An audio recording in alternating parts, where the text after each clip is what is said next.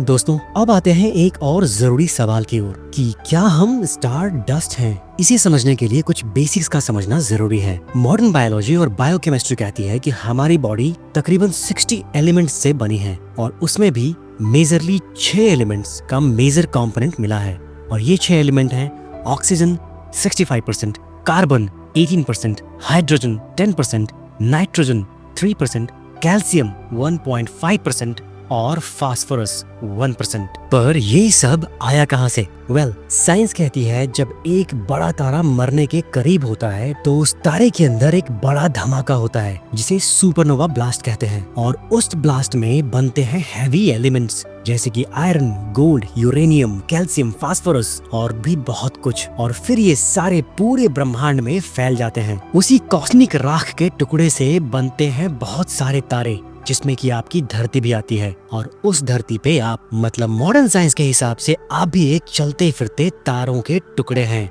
और modern science की ये बात वैदिक साइंस के दृष्टिकोण से भी मेल खाती है। वैदिक साइंस हमें बताता है कि हमारा शरीर 5 तत्वों से बना है, पृथ्वी, जल, अग्नि, हवा और आकाश यानी कि स्पेस। तो चाहे आप मॉडर्न साइंस को मानो या वेदा को, दोनों एक ही बात कहते हैं। आप में भी वही प्रकाश छुपा है जो एक दिन किसी तारे के अंदर था। आप खुद एक जीवित ब्रह्मांड हैं। दोस्तों अब हम बात करेंगे कुछ अदृश्य शक्तियों के बारे में। हमारे अपने यूनिवर्स के अंदर 100 to 200 बिलियन गैलेक्सीज हैं और उसमें से एक है हमारी गैलेक्सी मिल्की वे। जब आप रात को खुले आसमान में देखते हो, खुली आंखों से या किसी टेलीस्कोप के मदद से, यहाँ तक कि अभी तक के बड़े से बड़े साइंटिफिक टेलीस्कोप से भी आप जो देख पाते हो वो हमारे अपने यूनिवर्स का सिर्फ 5% ही है। हमारे यूनिवर्स में गैलेक्सीज के बीच की दूरियां लगभग मिलियंस ऑफ लाइट ईयर हैं। मिल्की वे गैलेक्सी अगर आप एक एंड से दूसरे एंड क्रॉस करना चाहोगे तो इसकी दूरी तकरीबन 1 लाख लाइट ईयर्स है। उसके बाद हमारा सबसे नजदीकी पड़ोसी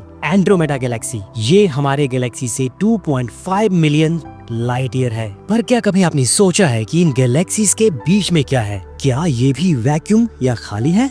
दोस्तों नासा के डेटा के अनुसार ये खाली नहीं है। वहाँ होता है डार्क मैटर, कॉस्मिक रेज और मैग्नेटिक फील्ड्स का इंटरैक्शन। हर गैलेक्सी दूसरी गैलेक्सी से जुड़ी है एक इनविजिबल वेब के जरिए, एक अदृश्य शक्ति, जैसे कोई अनजानी ताकत पूरे यूनिवर्स को बांधे रखी हो। दोस्तों जब साइंटिस्ट ने देखा कि गैलेक्सीज अपने साइज के हिसाब से ज्यादा तेजी से घूम रही हैं, तो समझ आया कुछ तो है जो इन्हें खींच रहा है पर वो दिखाई नहीं देता। उसे ही नाम दिया गया डार्क मैटर। ये ना लाइट एब्जॉर्ब करता है ना ही रिफ्लेक्ट करता है, पर इसकी ग्रेविटी का असर हम महसूस कर सकते हैं। यूनिवर्स का 27% सिर्फ इसी डार्क मैटर से बना है। मतलब जो दिख रहा है वो तो सिर्फ एक टॉप लेयर है। दोस्तों इससे आपको लग रहा होगा कि ग्रेविटी यूनिवर्स को धीरे धीरे खींच के समेट रही होगी, लेकिन हो रहा है ठीक इसका उल्टा। यूनिवर्स अभी भी तेजी से फैल रहा है। 1998 में कुछ साइंटिस्ट्स के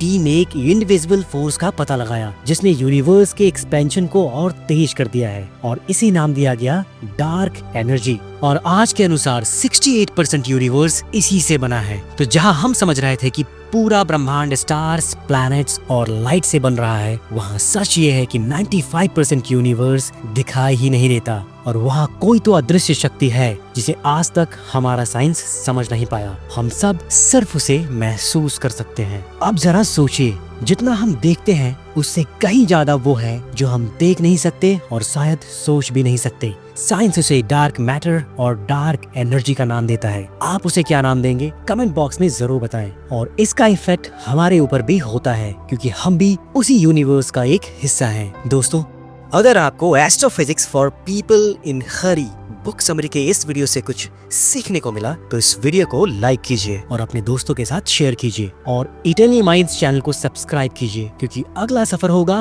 और भी गहरा। दोस्तों इस वीडियो के अंदर अगर किसी टॉपिक को और गहराई से आप समझना चाहते हैं तो कमेंट बॉक्स में जरूर बताइए और मैं आपसे मिलता हूँ अगली यात्रा में। तब तक के लिए नमस्कार। पूरा वीडियो YouTube पर देखिए। YouTube लिंक डिस्क्रिप्शन बॉक्स में दिया गया है।